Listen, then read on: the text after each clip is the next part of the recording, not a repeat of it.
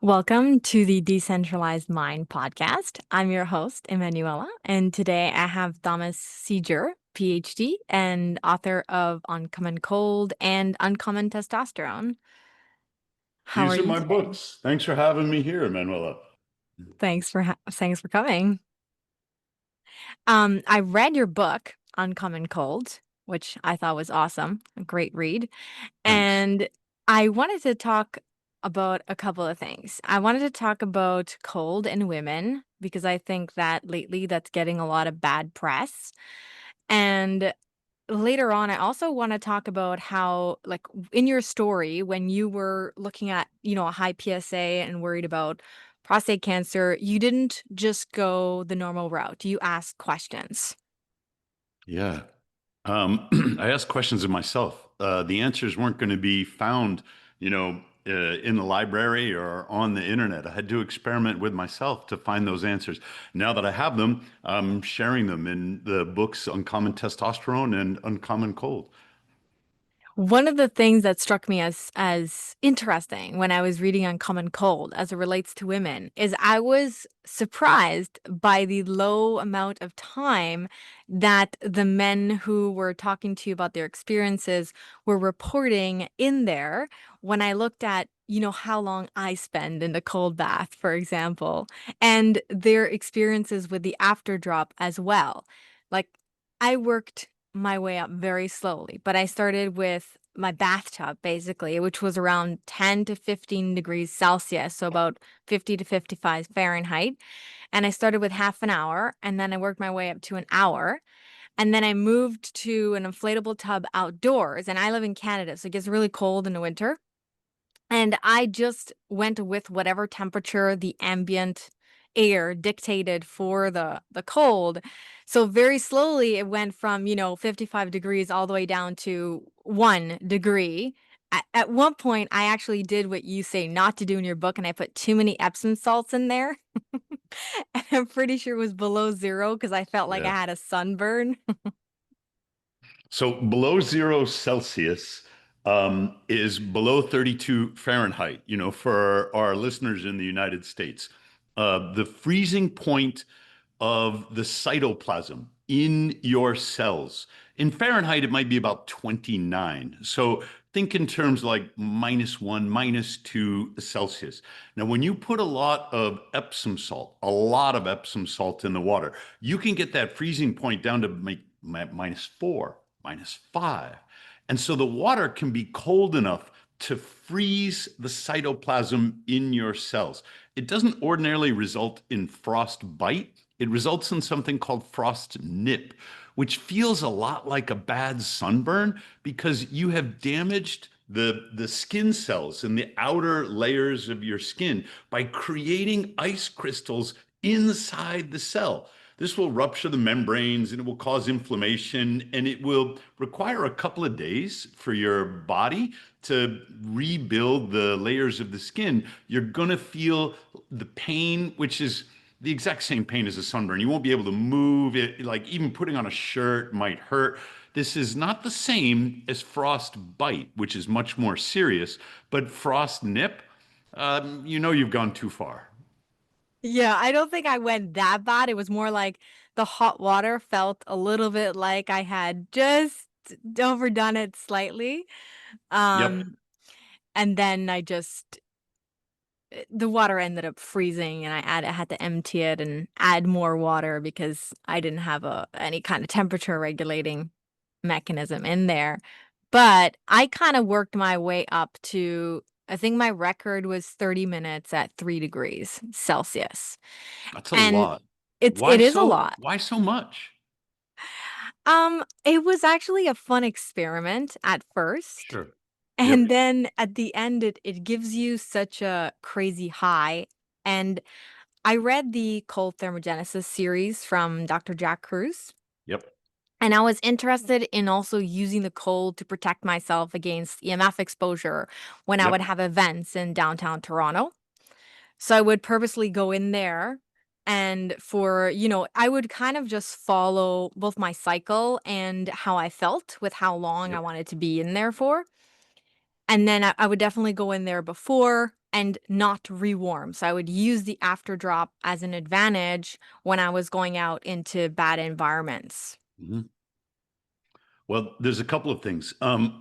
As far as I know, Jack Cruz does not recommend 3 degrees Celsius. The 30 minutes is not a problem, but he would suggest, based upon what I've read, that you do it at warmer temperatures. And so for you, 3 degrees C at 30 minutes, actually for anyone, that's pretty extreme. It's not anything you can't recover from. It would take maybe an hour and a half, depending upon how cold acclimated you already are, to really get to a hypothermic state. And even then, it's reversible. The cold is a lot safer than people give it real credit for. But one of the things that you're using it for to protect yourself against EMFs is not, it's not a very popular position. There is a relationship between cold and electromagnetic radiation that I'm not an expert in, and I'd be interested in your interpretation of what Cruz is saying. What I do know is that cold will stimulate the production of biophotons inside the body. And so your mitochondria now are very active in their cold thermogenesis. This is in your brown fat, but also in your muscle tissue. Muscles are also capable of non-shivering thermogenesis. And of course, shivering thermogenesis is a very mitochondrial active thing. And at 3 degrees C for 30 minutes, I'm thinking you're probably shivering. So your mitochondria are going nuts with electric activity. They're producing all of these biophotons. Some of those biophotons are in the UV range. The UV inside your cells will find cholesterol and convert it to pre-vitamin D. Now, we used to believe that the only sources of vitamin D were either sunshine or in the diet. And now I know that's not true. Cold will stimulate biophotons from the mitochondria inside your fat cells where it will find cholesterol, convert it to pre-vitamin D. That pre-vitamin D will then be metabolized into vitamin D in all of its different forms, right where your body needs it most. And so people in cold climates at the extreme latitudes that are not getting the sunshine that Jack loves and recommends for everybody that he's getting down in El Salvador can use cold exposure in the winter to replenish the vitamin D stores that otherwise might be diminished by the lack of sunshine. If that plays into protecting yourself against like 5G radiation from the Wi-Fi towers in downtown Toronto, I'd be really curious to know. It will not protect you from some Mountie on a horse, stepping on you because you went to a truckers rally. So there's a limits to what cold exposure can do. Yes, for sure. Yeah. And with regards to what you said about the temperature, now I'm not an expert by any means or PhD or doctor or anything like that. Um, I am a gold member of Jack Cruz, and one of his old webinars, he talks about what he calls deep CT, which is for sub 50-degree temperatures. And he only recommends that once you follow. So I don't know if you read it, but basically you do 6 weeks of face dunking, and then you're supposed to do the compression shirt, and then you do the full body cold plunge. And, it took me probably a year to get to 0 degrees and the 30 minutes at 3 degrees Celsius. Um, but that's kind of where why I went down. And with regards to protecting yourself against EMFs, my understanding is that when you're in the cold, first of all, water's a Faraday cage, which is why when you put your phone in there, you don't get signal.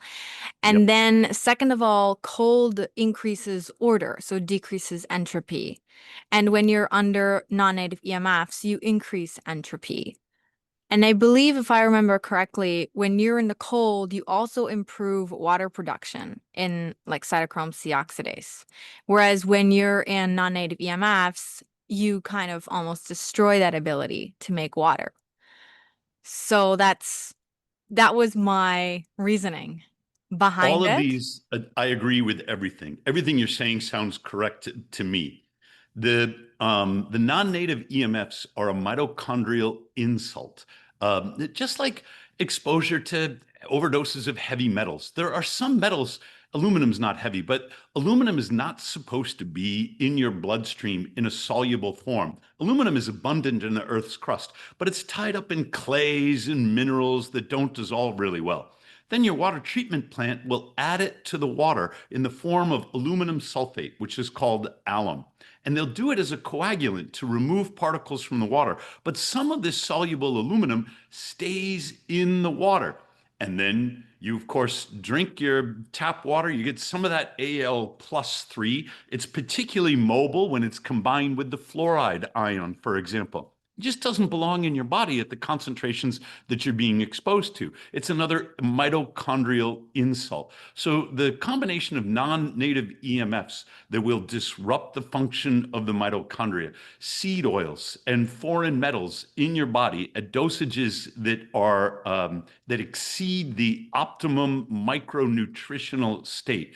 These will impair the function of your mitochondria. Now, when you have healthy mitochondria and they're robust, they're going to be fine. They'll suffer the stress of the non-native EMFs or the temporary poisoning, and then they will bounce back, just like your muscles do after exercise.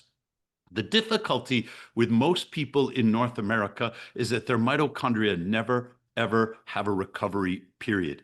It is supposed to be when we're sleeping in the dark that our mitochondria can recharge. It is an electrical imbalance inside the mitochondria. And another way to say it might be a redox imbalance. It is the accumulation of oxidative stress inside the mitochondria that creates the pressure to sleep. And the weird thing about it is you can live without water longer than you can live without sleep. You can live without food much longer than you can live without sleep. Sleep is so essential to mitochondrial restoration that you will die faster without sleep than you will without these essential things like food and water and basic nutrition. Lack of sleep kills because it is so damaging to run the mitochondria without that restorative period.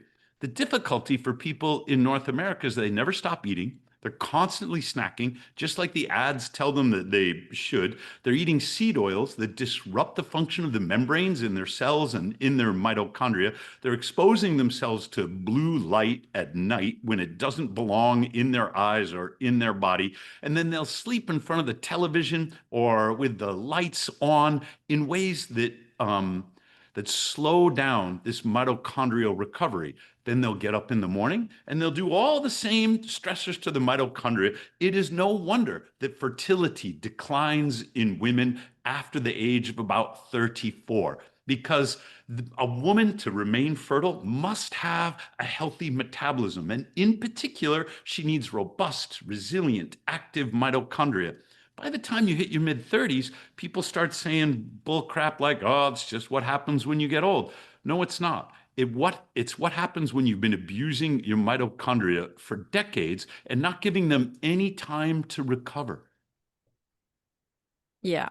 And we sleep with our Wi-Fi on. Most Yeah. people sleep with the phone close to Yep. them. I actually used to have restless legs, like restless twitching legs. This was an official diagnosis, just the way it felt, which I got rid of when I started learning about all this. And at first I started unplugging my modem at night and they disappeared. And at the No beginning, kidding. Yeah. my family members weren't 100% understanding. So sometimes they would stay up late and forget to unplug it. But I always knew I would wake up at 2, 3 a.m., twitching like crazy, being like, "Arr!" And then I would go down to the basement. And sure enough, it was plugged in. Yep. And I don't think that we were really designed to be exposed to constant EMFs like we are today. You know the answer. It's not a thinking. You know that Yes. the human body is not equipped for constant exposure to non-native EMFs. Yeah. Like this is the first time in history. I like to point that out to people, especially people with children, because I have little kids Yep. and the standards in schools, at least here, for technology exposure are horrendous. And people are like, well, what's the big deal? Well, think about it. When we were kids, we had hardwired internet, right? We didn't have this wireless And technology. Manuela, when I was a kid, there was no such thing as the internet. So, I mean, I must be a lot older than you are. But what bothers me about the schools is all of the incorporation of technology into the smart classrooms has not improved educational outcomes one whit. Our kids, when I was a kid, and we had recess and we had chalkboards and there were no computers anywhere in the classroom. And we were working out our multiplication tables, by hand because that's what I guess what education was. The outcomes as they were measured were superior to where we are now, where the kids are equipped with smart boards and iPods and laptops and have fluorescent lights. I went to a school in which the windows opened. Imagine that. That would be unheard of now because everything has to be sealed up tight for energy efficiency standards. All the buildings are air conditioned, even in Canada. And we couldn't possibly allow children to open windows, I don't know, through which they might escape or something, and then, create heat exchanges that, I don't know, increase our utility bills just because they're healthier with fresh air and sunshine than sealed up inside these triple glazed, high E emissive windows that keep all of the infrared radiation out, keep the stale indoor air in, and are lit with fluorescent and LED lights. The environment into which we are dropping our children off is toxic to our kids. And it is no wonder that they're not learning anything while they're in there. They'd be way better off outside in the recess. Where you are, sorry, are you in Quebec? I'm in Ontario. You're in Ontario. Where you are, they probably don't close the schools just because they got a couple of inches of snow. Like I went to college in northern New York. My kids were probably further north. We were above Toronto. We were above southern Ontario. And, if it snowed 6 inches and I don't know, it was negative 20 degrees out, my kids were still walking to school because it's northern New York. That's sort of what you expect. But when we moved to Indiana, all of a sudden, 2 inches of snow was like some kind of emergency, and the kids weren't allowed outside. Like somehow, I don't know, they're all going to get frostbite in the 20 minutes that they're running around in the snow. We have changed our attitudes towards what's good for our kids.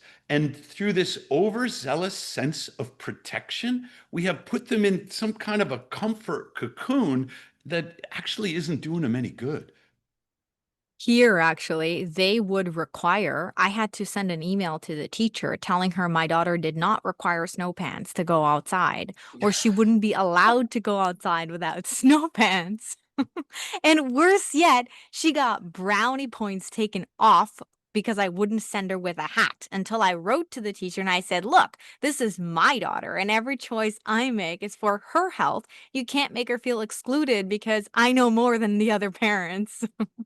That's funny. I'm a fan of hats and mittens and snow pants because my kids used to go outside equipped just like that and play in the snow for hours. They thought they were at the beach. They would like dig tunnels through the snow and make snow forts and stuff like that. We wouldn't see them for 3, 4 hours. Them and the dog and the snow was like a great way to be a kid. They know when they're cold.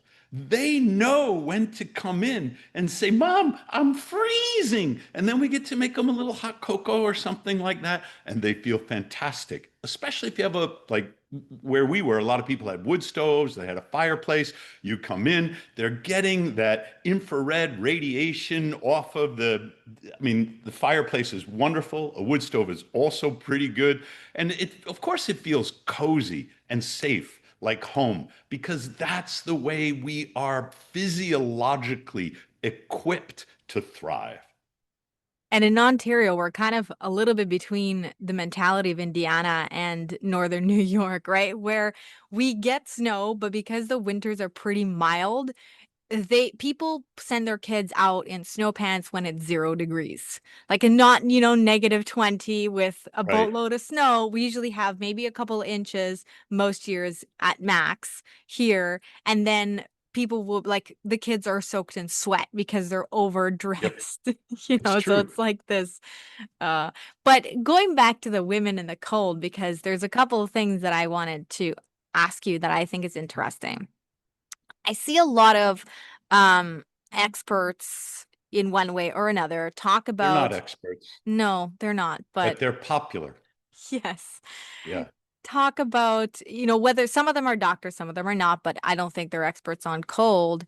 But they talk about how they think that the best time for women to have cold exposure is around ovulation, with the worst time being on the luteal phase or before you get your period, which I find incredibly strange for a couple reasons. One, because my understanding of how progesterone works when it increases, as long as you have good progesterone, is that you can make more heat. And so you should theoretically be better at cold when you're in your luteal phase. And because my record times were always either day 3 or 4 of my period or right before my period, that's when I had the strongest cold tolerance. So I find it strange when people are pointing to ovulation as the best time. I've never heard anybody point to ovulation as the best time. And as a matter of fact, I've heard the opposite. Josephine Warsek is a PhD. She did a PhD in biology, and she was the first Wim Hof certified instructor in Germany. So I asked her about this, and she said that her sister, who cold plunged while she was pregnant and had a wonderful birth and thought it was very healthy, was sort of a guidepost for her when she was ready to conceive. She, who's an avid cold plunger, avoided using cold plunge during her ovulation. So for 3 or 4 days, right before she was expecting to ovulate, and then shortly after, because she wanted to conceive, and this was her reasoning, she said, it's really got nothing to do with thermogenesis or progesterone. She says, the cold will activate the immune system. Now, she was a little older. She waited longer to have her children than her sister did. And she reasoned that when the egg is fertilized and becomes a zygote, the next stage in her reproductive cycle would be for the egg to implant in the wall of the uterus, right? And then it has to become incorporated into the uterus. She did not want to activate her immune system at that moment. She thought, the cold will activate my immune system, perhaps make me overactive, and it might interfere with the proper implantation of the zygote because that zygote is a separate creature inside my body. And I don't want to do anything to sort of supercharge my immune system at the moment it has to become one with me. Now, I thought that that was totally logical. I'm like, if a woman is trying to conceive, take 3, 4 days off right around the time of ovulation. I don't have any data to support her intuitions, but her experience was very successful. After that, you may return to your cold plunge. It's quite good for fertility because it stimulates mitobiogenesis, because it will restore and create new mitochondria. It is a wonderful thing for an older woman, especially to do when she's seeking to conceive. If you suffer from PCOS, so this is polycystic ovarian syndrome, then you probably know it's the leading cause of infertility among women who would otherwise be childbearing age. And you might not know that it is metabolic in its origins. PCOS is characteristic of metabolic dysfunction, and cold is one of the things that will resolve it and restore fertility. There's some really good animal model studies on this in which they have induced PCOS in rats and made them infertile, and then used cold exposure to restore fertility to the rats that successfully have these litters. And we have good reason to believe that what's happening in those animal models will pertain to women as well, because women keep writing to me and saying, you forgot to tell me that if I started doing ice baths at the age of 42, I might get a pleasant surprise. And yet they do. There is no reason that fertility has to drop off a cliff in the mid 30s for a woman. If she maintains metabolic health, she can continue to conceive and bring a baby to healthy birth outcomes into her early 40s. It's just that most women on the standard American diet, living a standard sort of North American lifestyle, aren't doing the kinds of things that are required to maintain mitochondrial health. They might be taking, their vitamin B12 shots or taking their prenatal vitamins or something like that, which are for the most part sort of good things to do. But it is mitochondrial support that a woman in her late 30s is going to need to be able to conceive and then carry that baby to term. Cold is fantastic for that. If you want to take a break around ovulation, you are not going to lose the mitochondrial advantages that you've built up at other times. Yeah. And about PCOS and AMPK, have you seen any data comparing? I was trying to look, but I didn't find anything comparing AMPK, like how effective cold therapy is to activate AMPK when compared to berberine, say, for example. The only thing I've seen as a comparison is clients that I have who did cold and sunrise saw a pretty big drop in fasting blood sugar and blood sugar after meals very quickly compared to people who are just using supplements. That makes a lot of sense because there are some foods, berberine is one of them, that will activate brown fat. Hot chili peppers will also activate brown fat. And so you can get your mitochondria to respond to substances that will enter your bloodstream. The mitochondria are the environmental signals of the body. Of course they are. You start with your microbiome. That is, you eat food, it goes into the digestive tract, and the microbiome, all these organisms that don't even have our own DNA, they're the ones who digest it into the metabolites that then the mitochondria must deal with. So the mitochondria are in direct connection with all the metabolites in the bloodstream downstream of the gut microbiome. But there are some foods that will go into the bloodstream. Glucose is one of them. You can put it in your mouth and it will immediately enter your bloodstream, sort of bypassing the gastrointestinal tract, or it will survive the gastrointestinal tract and wind up in the bloodstream. Berberine is one. All the oral medications that are absorbed through the stomach, those are another. And your mitochondria are going to be the ones that sense that. Some of them will stimulate the mitochondria, but the energetic stimulants are by and large way more effective. So the infrared light of the dawn, it will stimulate the mitochondria and they will help clear glucose from your bloodstream. So you're going to see on your CGM, your continuous glucose monitor, how your blood glucose measurements go down when you're exposed to infrared light. That's the sun. It could be an infrared wall panel. And of course, coal does the same thing. I just had Denis Blondet on my podcast. He had to teach me how to pronounce his, name because it's the University of Sherbrooke outside Montreal in Quebec, and he's French Canadian. What he says is most of the glucose that is being cleared from the bloodstream during cold exposure is going into the muscles. Now, I think he's speaking about people who are not extremely cold adapted. That is, if you take the standard sort of population and you look at the metabolism of glucose under cold, he's saying, well, most of it goes into the muscles.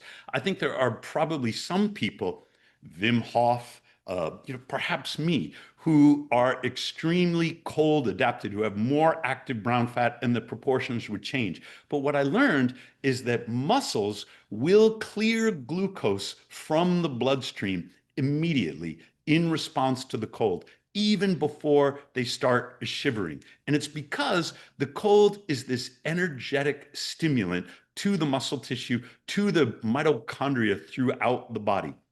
I also interviewed Martin Picard from Columbia University, whom I'm just going to guess from the accent that he's from Ontario. I haven't looked up his biography, or maybe it's Quebec maybe it's Hull or something like that. But Martin says mitochondria travel throughout the body. If you take a blood sample, you will find mitochondria in the blood outside the cell. What are these free mitochondria doing in the body? It turns out that they are on the move. That is, mitochondria that are formed via mitobiogenesis in your brown fat will leave your brown fat cell, travel throughout the body to other cells, and repopulate those cells that might have defective mitochondria with healthy mitochondria. So, what are we learning? The infrared and near infrared light is a mitochondrial therapy. The cold exposure is a mitochondrial therapy. It will restore healthy mitochondria to your body through a process called mitophagy, that is the removal of damaged mitochondria, and mitobiogenesis, the replication or proliferation of healthy mitochondria, and not just in the tissues that respond to the cold, but throughout the body. So even if you never get your head in, the possibility exists that you might be stimulating mitobiogenesis in your torso or in your limbs that then help restore mitochondrial function in your brain and everywhere else throughout your body. Because mitochondria are the escapement of the biological clock, they control the rate at which we age. Choosing therapies that target the mitochondria, that restore their function, is the way to reduce mortality, to extend longevity, to reduce what we call your biological age. And there isn't anywhere near enough of this good information reaching people through the social media channels. Instead, what's getting the clicks is ice baths don't work, or I don't like ice baths for women. They're cold.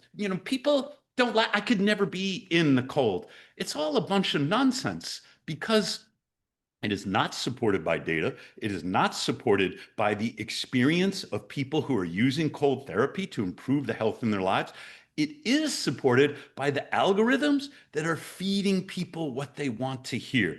So if you go to one of those Stacy Sims posts, it's Stacy Sims on Mel Robbins or Stacy Sims on Diary of a CEO or Stacy Sims on Huberman, it will exaggerate the aspects of the ice baths that are negative. It will pull a clip saying with Stacy going, well, I don't really like the ice baths for women. And then it'll say, ice baths bad for women, which is not what she said, but that's what the clip communicates. And there are two kinds of replies. One reply is, how could this be true? Ice baths have saved my life. I was depressed, and then ice baths, restored me to a good mood. I have PCOS. Ice baths resolved it. I had Hashimoto's thyroiditis. I don't have it anymore now that I started doing ice baths. I just don't understand how they could be bad for me if I feel so good. That's one comment. And the other comment is, I knew it. That's why I've never taken an ice bath and I never will. I've always known they were bad for me. Now I'm going to go back to my prescription medicines, just like my, pharmaceutical company tells me that I should take. Who are you going to take advice from? The people who have never tried it or the people who are saying it's working wonders for me? And I think that the correlation or whatever you want to call it, that's not the word I'm thinking of. How people are talking about that cold is like a hormetic stress, right? So it's Correct. like exercise. But I think that's kind of short-sighted. Like, for example, I have mitochondrial issues, right? I had endometriosis, this, that, whatever. I can't go to a gym even exercise, say with heavy weights in my basement where I've only have infrared and incandescent lights or whatever, without it affecting my energy levels, my stress levels, and my sleep and my cravings. So and everything will end up kind of going wonky. So I stick to things like hiking and swimming and outdoor activities and stuff like that. However, when I do extended cold, I don't get any of those effects. It's the opposite. I get increased energy, I get increased happiness, I get better sleep, less cravings, less hunger. So I feel like this hormetic stress thing is if I should dare say, incorrect. I disagree. I think hormetic stress is the right term. But let's talk about your experience. And I'm going to kind of take the roundabout way. Uh, Jack Cruz is really hard on the gym bros. He's constantly making fun of the gym bros. I think he's being unfair. I think we owe a debt to the gym bros. These are the guys who are going to experiment with their own bodies, shoot themselves up full of enough steroids to kill a horse just to see what happens. Some of them, as Jack points out, died in like huge physiques, right? And they look massive, and then heart failure at the age of 45. And I'm not saying anyone in particular. I'm saying that the gym bro life lived at the extremes is dangerous. But let's respect the people who are taking risks, experimenting on their own bodies, and then sharing that knowledge with the world so that we don't have to take those risks. We can take, what they've learned that works, and we can discard what isn't working. A guy like Mark Bell, who's a friend, and I've been on his podcast, and he did a documentary, in the 90s about steroid use when steroids were like a dirty word. He's teaching us about human physiology, and no one has to take any of the chances that he and his brother are taking. I think Jack is way too hard on the gym bros, and we owe them a debt of gratitude. And Jack has a point. The original gym bros, you go back to Arnold Schwarzenegger in Venice Beach, and they were in Southern California, and they were exercising outside. And now we've taken this into like a downtown environment, Wi-Fi, fluorescent and LED lights behind these super sealed up gyms on these damn machines. We have taken what gym bro culture started as like experimentation and extreme, kind of come back to this idea of inquisitiveness or curiosity, lots of knowledge sharing, and we have corporatized it and put it downtown in an environment that is damaging to the people who think that they've taken the essential elements, the working aspects of this gym bro lifestyle, and they've actually added a whole bunch of crap that isn't any good for them. And they're not aware. Now, I'm not saying that we should satirize them or persecute them online. I think we should point out that they should move that gym outside. I don't care if it's, negative 10 degrees Celsius in Toronto. They'd be a lot better off with free weights and functional movement outside in the cold. Of course, they would stay warm in the sunshine of the winter because they're working so hard. When you're up at 5 in the morning and you're reporting to your gym so that you can get on your Stairmaster in front of your screen, in front of your LED lights, and you can do your 45-minute zone 2 cardio, whatever. Some part of your brain is saying, I'm working so hard. I must be doing a good thing for my body. When actually you've run that hormetic stress curve way past the optimum. Now you need a nap. You need like 3 hours of recovery from this incredibly stressful workout that you're saying more must be better. So I'm doing it 4 times a week. But instead, what you do is shower, change, and go to your corporate email job under more fluorescent lights in a cubicle behind your sealed up windows. Just because the hormetic stress curve is absolutely correct, just because you've pushed it too far into the point where you are overstressed, cause damage to your body without sufficient time for recovery, doesn't mean that the stress curve is incorrect. Hormesis means if you don't get enough, then you suffer. If you get the right amount and you combine light and dark, feast and fasting, exercise and recovery, then you thrive. When you get too much, then you're damaged again. And this is true of things we call micronutrients, selenium, manganese. You don't get enough, you suffer. You get just the right amount, you thrive. Too much selenium is poisonous. And so the hormesis is not the idea that all stress is good for you. Hormesis is the idea that you need some stress and recovery. Hans Selye, another Canadian scientist, famous guy, he said he invented the modern concept of stress through his own publications. And he said, the absence of stress is death. He's right. But don't stay in your ice bath for 30 minutes. I mean, I understand you do it once, you want to, explore your extreme limitations. Get out of there after 4 minutes. Say, I've done a good job for myself. It's too Now I'm going to do some short. kettlebells or, whatever. I'll do a little yoga or some squats or something. I'll rewarm. You don't need to push your hormetic stress to the point where your whole day is shot. So that's an interesting point and brings me to an interesting question. So like for example, for me, if I go in the cold bath for 4 minutes, I don't feel anything. I don't feel that high. I don't get the cold. Nothing happens. Are you If I'm still in in your Rubbermaid inflatable piece of crap not grounded, filled up with phthalates tub? Yeah. Okay, just checking. It's outside though, but That's a yes. step in the right direction. You are not connected to the earth. You might have some Epsom salt in there, but based upon your experience, maybe you've cut way down on that. I Um, stick to half a cup now. Okay, yeah, yeah. So it's not nothing. There's a little bit of magnesium, and that's cool. There are some aspects of the Morosco that make the experience more beneficial. First, it's a stainless steel tub. So you have the Faraday shield of the water, and you have the Faraday shield of the stainless steel tub. Your neck is out of the water. Everything else is insulated from all the stray EMFs. It is grounded. The tub is grounded. The water is grounded. So you're getting an instantaneous connection to the electrons in the ground when you get into a Morosco. You can put as much Epsom salt in there as you want. I've got like 18 pounds in mine. And it's a little messy because, when I come out, the water drips and then it dries up and then there's some salt. But I get a lot of salt benefit and I really like the feeling of it on my skin. And then, of course, it's disinfected. It's disinfected by ozone, not chlorine, not bromine. There's no algicides in there. There's no stabilizers or cyanic acid or anything like that. The ozone keeps the water clean. So now we're compounding a lot of these benefits. And the idea is it's the next best thing to nature. I mean, it would be wonderful if you could jump in the Pacific Ocean and get your cold exposure. You'd have your salt, you'd have your sunshine, you would get your cold and your hydrotherapy all at once.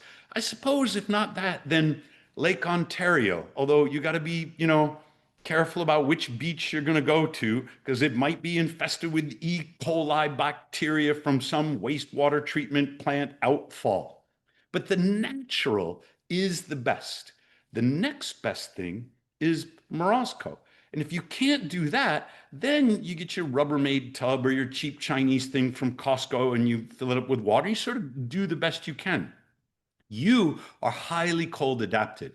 You do not have to reach the point at which you feel the urge to shiver. You don't have to reach the point at which you feel the pain of the cold or something like that. You stay in there for 4 minutes. You say, well, that was kind of boring. You get out, and Emanuela, you're good. You're already trained. Unless you're trying to break Andre Billuby's world record, for 4 hours up to your neck in ice cubes, just congratulate yourself on maintaining good metabolic health and move on about your day. You know, you mentioned depression and cold, and every time I would take a cold bath before an event and I would go to the event, everybody would ask me, "What the heck are you on?" Because I was the most deliriously happy person ever. And I'm not usually a funny person, as in I'm not good at cracking jokes, but when I come out of the cold tub, I'm pretty good at cracking jokes. So, but I don't get that effect from the shortened time. And the thing, I had a loss earlier this year and I stopped doing cold baths for a while. Mm, And I found that it really impacted my mood. yeah, Whereas when I would manage to get in there, it's like the cold lended me its happiness. yeah. But I don't get that from a short period of time. It has to at least be like, if it's 3 degrees, at least 10 minutes. Otherwise, I don't feel that insane level of happiness, freedom. I don't know how to describe it, but like I Mhm. don't experience pain or a lot of shivering. If I do, I'll usually just get out. It means I'm not having a good day in that Yeah. sense. But for me, it's the exhilaration. Okay, you're speaking like a poet. You have sort of a metaphorical explanation for the cold giving you the happiness. But we know that there are mechanisms that underlie that feeling. The study that Huberman cites, the 250% increase in dopamine, it was done in Poland. It's funny how all the best cold therapy research is done in Eastern European countries that only joined NATO, later. Somehow, this non pharmaceutical work is being done in Poland and in Finland and Czechoslovakia and Sweden, in these countries that were not politically under sort of the NATO umbrella until far later. And in that study that measured a 250% increase in blood serum dopamine, if I'm getting it right, they were in there a long time. It was 15 degrees Celsius in 45 minutes. Now, I Hmm. don't have time for that. And so the question is, can you also get that dopamine response, that noradrenaline response? Can you get the neurotransmitters that are associated with good mood and motivation without being in there for 45 minutes? And here's the rule of thumb: go cold enough to gasp. I have an article. It's like, set your ice bath to a temperature that frightens you, because it is the activation of the sympathetic nervous system that induces the production of all of these neurotransmitters. If it doesn't scare you, then you're not getting the psychological benefits. So Huberman is really good on this one too. He had David Goggins on the podcast, and he says there is the anterior mid-cingulate cortex. He says it is the seat of the will to live. And Goggins isn't even that much of a cold guy. Goggins suffers from Raynaud's, but Goggins is a super motivation guy. And that's why Huberman wanted to explain this brain research. And he used the cold bath as an example. He says, if you hate the cold and you do it anyway, the anterior mid-cingulate cortex grows. Your will to live, to overcome the hardships, what Viktor Frankl called, the reason to live that gives your life meaning, is strengthened. And then Huberman says, but if you love the cold, yay, cold, let's do the cold. You don't get any growth in your anterior mid-cingulate cortex. It has to be hard. And the measure of whether it's hard is, do you feel frightened before you get in there? And do you feel the gasp reflex when you get in? Now, you can become so cold acclimated that you can take a lot of cold. But for me, I got to see the ice chunks, floating there in the water. And then I'll start thinking, I could probably skip a day. If there's no ice chunks, but it's still, like 2, 3 degrees Celsius, I'm just going to get in. I'm like, yeah, it's cold. I get it. But when I get that visual image and it starts playing with my brain before I even get in. Joe Rogan says the same thing. He's like, there is no part of me that wants to do this right now. And that's why I do it. He'll say, I'll stare down at my Morozko and I'll see that ice floating around in there and I'll hate it. 30 seconds later, he and I are both like, what are we worried about? What was such the big deal? But psychologically, when you see the ice, there's something that happens in your head that says, don't go in there, girlfriend. That's danger. Stay out. That's what you're looking for. That's the activation of your sympathetic nervous system that is going to give you the rush, the feeling that you have cheated death. Now, sometimes you probably do have some ice chunks in there. And maybe you're like, yeah, if I have ice chunks and I stay there for 3 minutes, I still don't get the rush. Okay, stay as long as you need to get the feeling that you want to get. It's very interesting for sure. I think maybe part of the reason why it worked out for me and what I've noticed is like, let's say a friend invited me into a spa, sauna, whatever. They had, sauna and the cold plunge, but my cold tolerance under the LED lights and EMFs because they're actually near a power line corridor, Ooh, which yes, is why I don't go there. But my cold tolerance was significantly decreased than, outside here under the sun for it sure. would make sense. Yeah. Yep.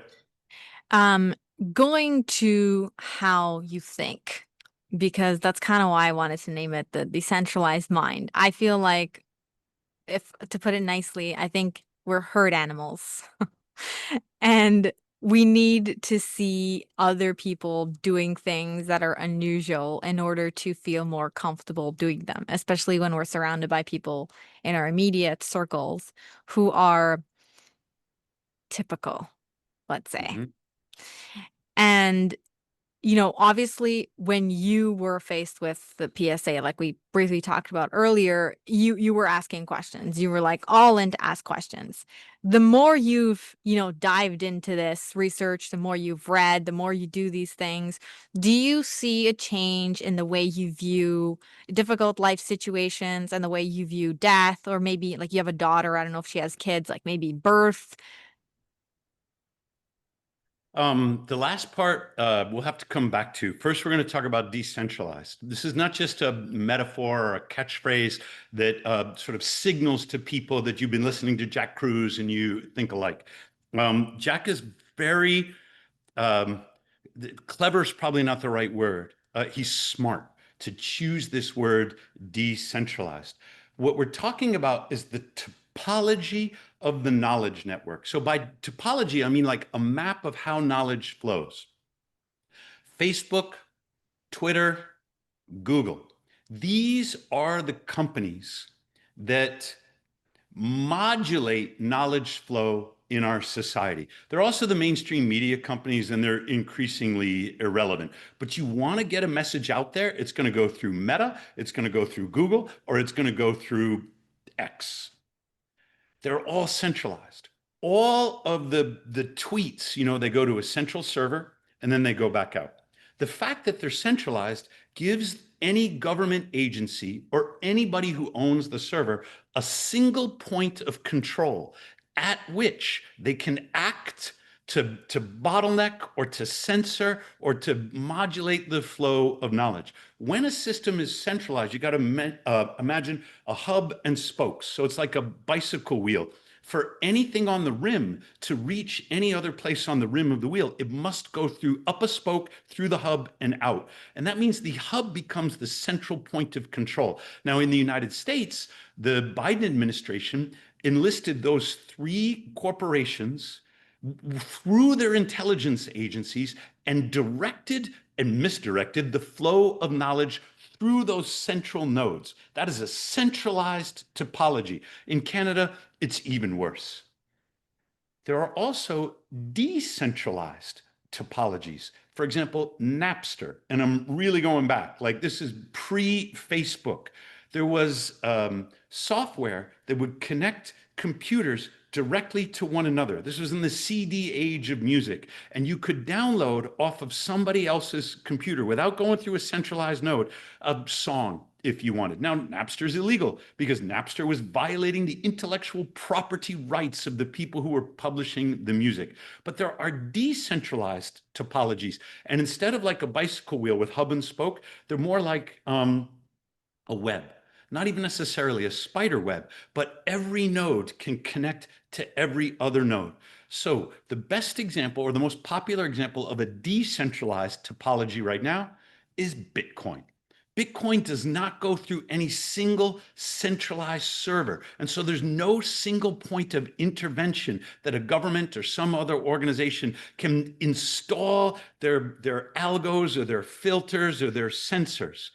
If they were to take over one server, a million other servers would be available. You cannot control a decentralized network without the consensus of the whole frickin' network, and there will always be room for minority views. The central problem of democracy is how do you protect the rights of the minority from the tyranny of the majority? If the majority passes a law, which in a democracy they have the right to do, and it subjects the minority to a violation of their rights, what are the protections? In America, the Bill of Rights is intended to limit the authority of the centralized federal government to ensure that the rights of the minority are protected. It's why the United States is a republic instead of a democracy, because a democracy is the same as mob rule, or perhaps centralized rule that is sort of misnomed or misnamed democracy. Decentralization means it is uncontrollable because there is no centralized node. That is the kind of knowledge that we need in health and medicine. We need people saying, this is what worked for me. This is what didn't work for me. It's the only advice that is worth trying is, well, when I was in a similar situation to you, I did this kind of thing. That's the kind of advice that I'm sharing about my PSA. My PSA was elevated. Centralized medicine says, terrific, you are a profit opportunity for us. Come in, have an exam. Come in, have a biopsy. Come in, have surgery. Now, we're going to enlist you as a patient for life. What a wonderful cash flow, mechanism this is for us. But instead of doing that, I went keto and intermittent keto, and then I got in my ice bath every single day. Guess what? I resolved the inflammation in my PSA. My PSA came down. I don't know if I ever had prostate cancer, but I know I don't now. And my penis works, my metabolism is great, my testosterone levels are terrific. I'm not a double-blind, placebo-controlled clinical trial. I'm an experience. So I wrote a damn book about it. And if other men want to try it, because they can say, when I was in a similar situation, this is what worked for me, they will discover if it works for them. That's decentralization. And you cannot intervene to control it, because as soon as you capture one source, a million other sources of that knowledge spring up. Now, have I thought differently about life and death and birth? I don't know if I have. I mean, maybe.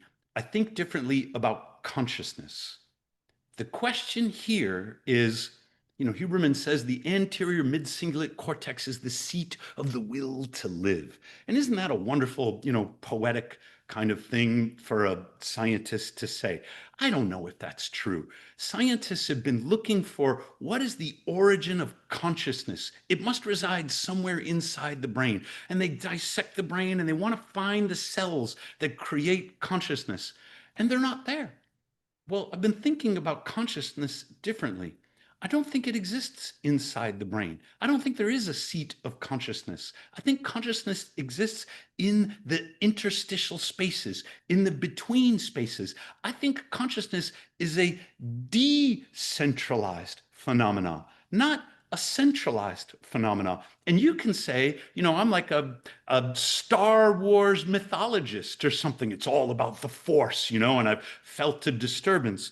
And I'm like, yeah, guilty. I think George Lucas was right in this respect. I think that we are antenna that tap into consciousness, that the consciousness exists in the decentralized spaces, and that we are fortunate enough to be able to sense it rather than create it. So we're like the radio in your car.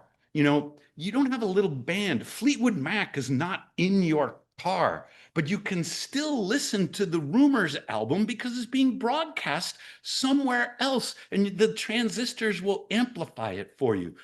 As far as consciousness goes, I don't know if there's any centralized broadcast station.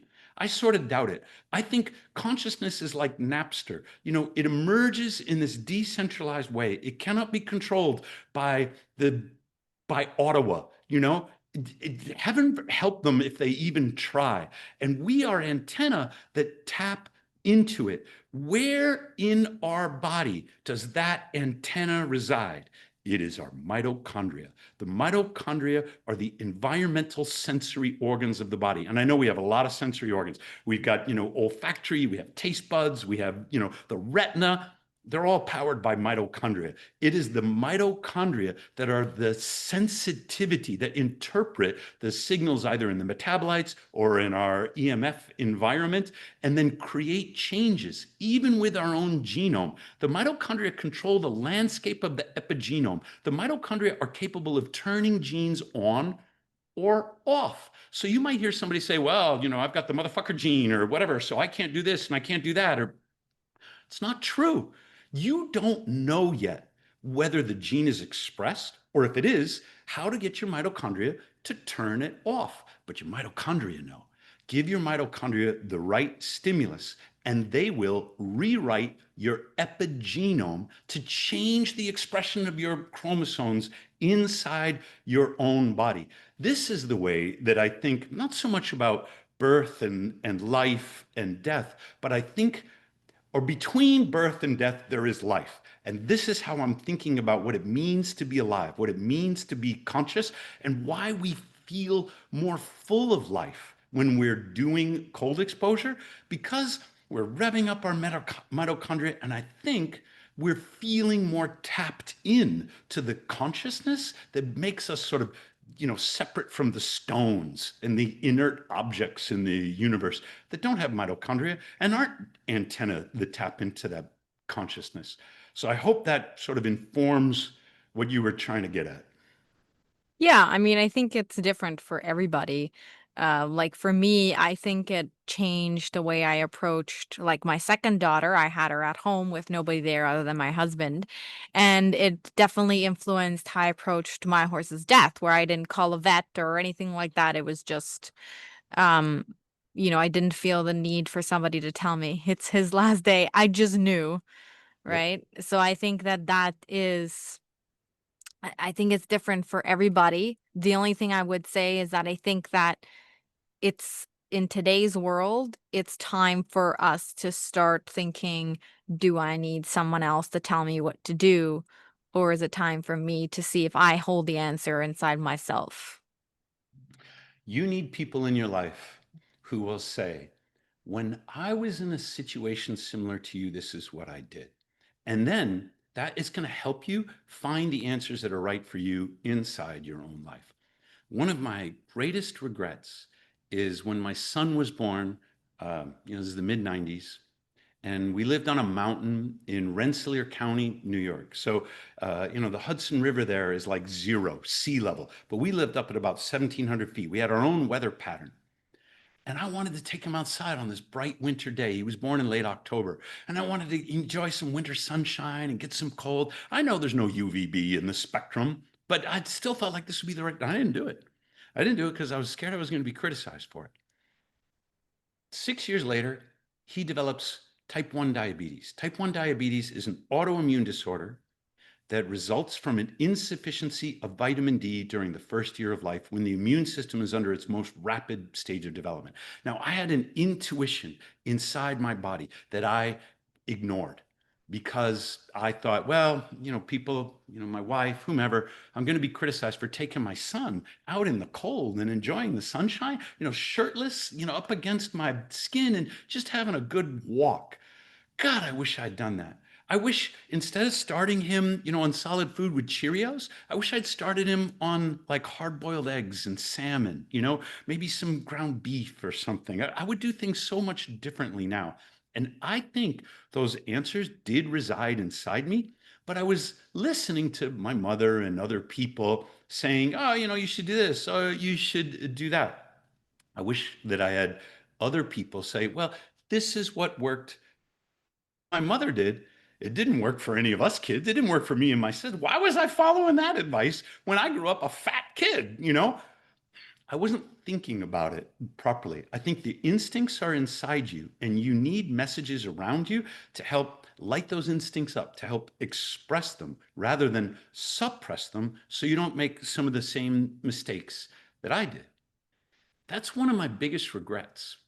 What I don't regret was the day I took my dog for that one-way trip to the vet because it was her time, because she needed me to make that decision for her. And, the vet injected her, put her to sleep. I took her home. I buried her in the backyard under a tree. And it was devastating emotionally, even though when you adopt an animal, that day is going to come. You never really prepared for it. I don't regret it. It was part of the experience. I signed up for that heartbreak when I brought her home from the pound.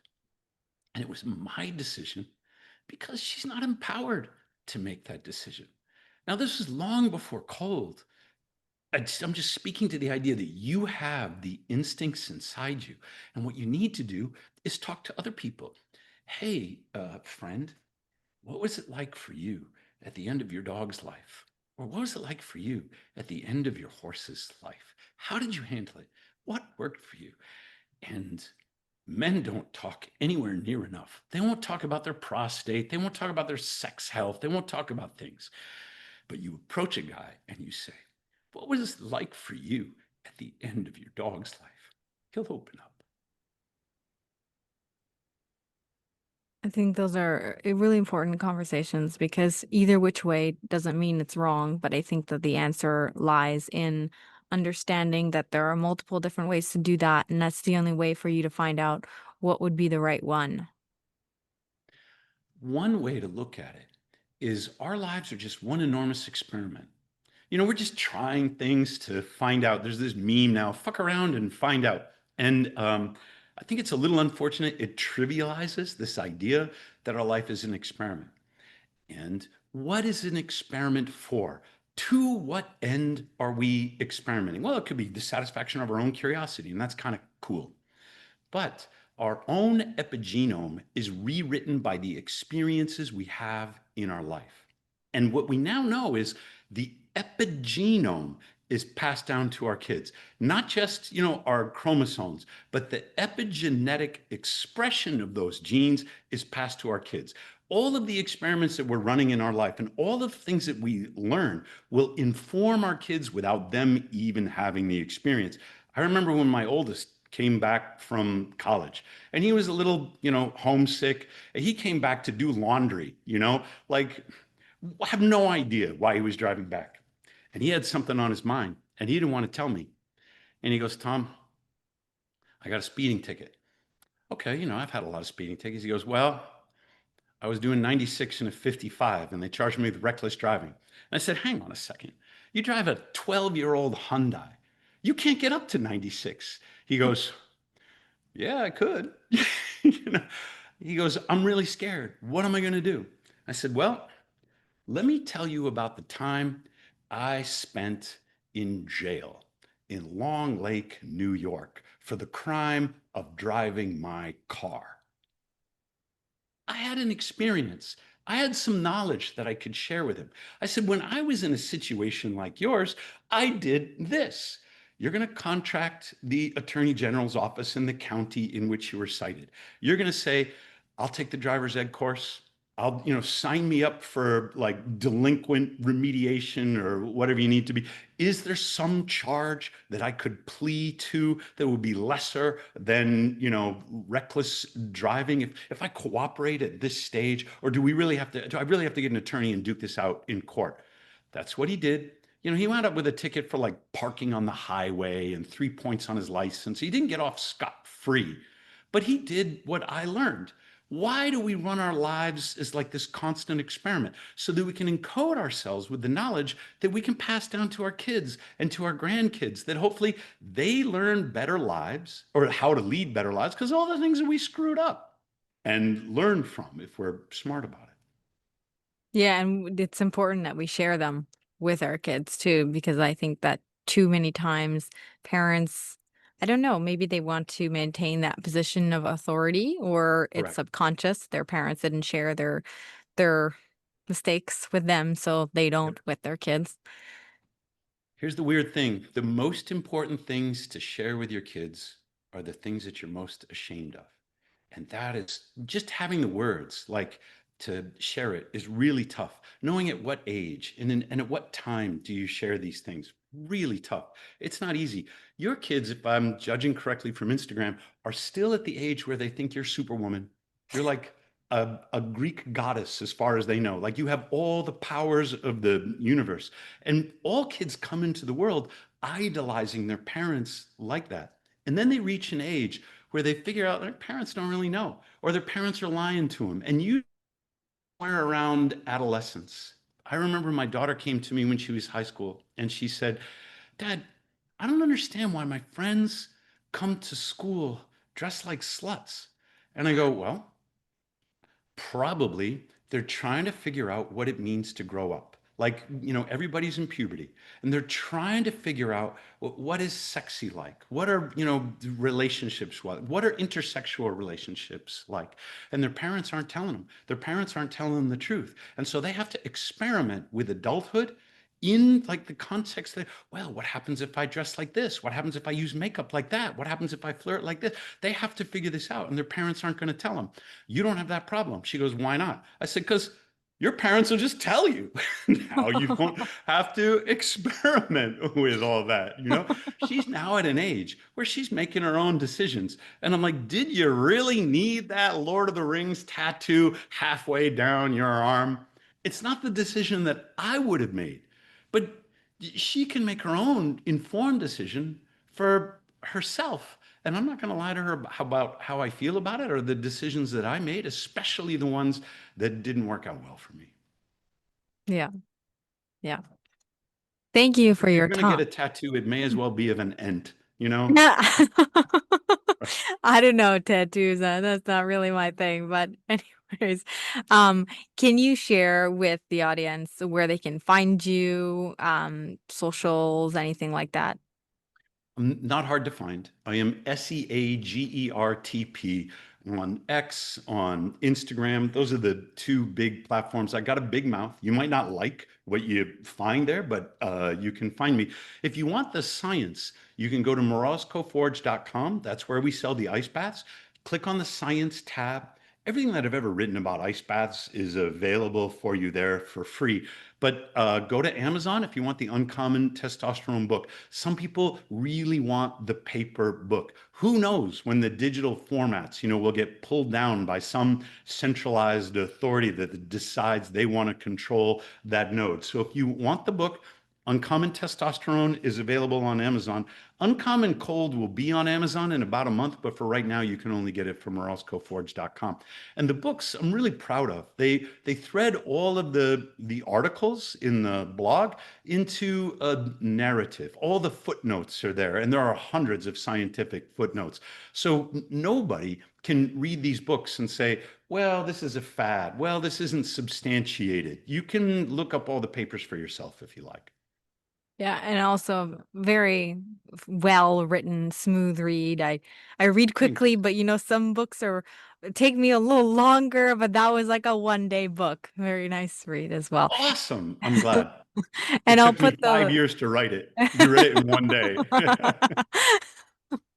I read fast. I grew up without TV, so that was my entertainment. And I'll put the links too in the notes or description, whatever it's called. And thank you so much for your time, You're welcome. It was a pleasure. and thanks for listening.